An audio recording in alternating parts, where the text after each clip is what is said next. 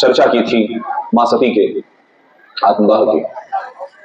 जब विष्णु जी और ब्रह्मा जी का इतना अपमान हुआ तो कई ऋषियों ने विष्णु जी से पूछा कि प्रभु आप जो महादेव के विशेष कृपा पात्र हैं और उनके द्वारा वरदान पाकर लगभग उनके समान ही हो गए हैं, आपका, ब्रह्मा जी का, सभी देवताओं का, ऋषियों का, सबका अपमान क्यों हुआ?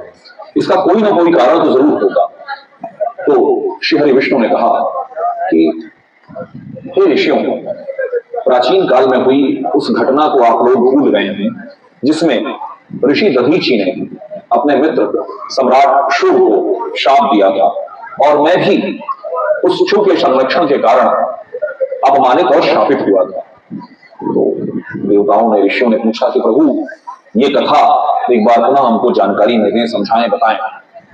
तो प्रभु ने बताया कि प्राचीन काल में जब ऋषि दधीची बड़े युवा थे तब उनके एक मित्र हुआ करते थे, राजा शुभ, सम्राट थे, उनके पिताजी भी सम्राट थे। तो स्वाभाविक रूप से थोड़ा थोड़ा अहंकार उनके मन में आ गया, पर दधीची जी ध्यान नहीं देते थे। दोनों लोगों ने साथ में विद्या अध्ययन किया और आश्रम से, गुरु आश्रम से जब निकले तो दोनों ने बहुत ज्यादा बातचीत नहीं की। फिर एक समय ऐसा आया कि ऋषि दधीची और राजा शुभ एक समय मिले। उस क्षण राजा शुभ ने कहा कि तुम क्या जानते हो, मैं राजा हूं और मैं प्रजापालक हूं, मैं सम्राट हूं, इसलिए तुम्हें मेरा सम्मान करना चाहिए, तुम्हें मेरे सामने झुकना चाहिए।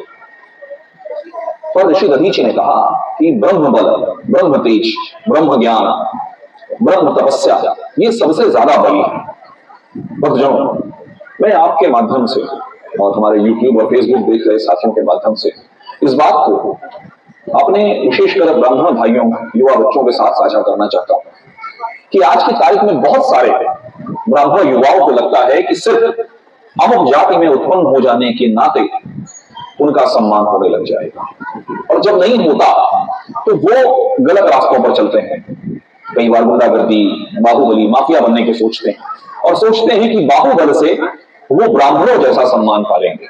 और ऋषि दधीची ने जिस बात को बताया, कहा कि ब्राह्मण के अंदर का तेज जो है वो है ज्ञान का, वो है तप का, और ज्ञान और तप तभी प्राप्त होता है जब लगातार हम किसी विषय को मतते रहे।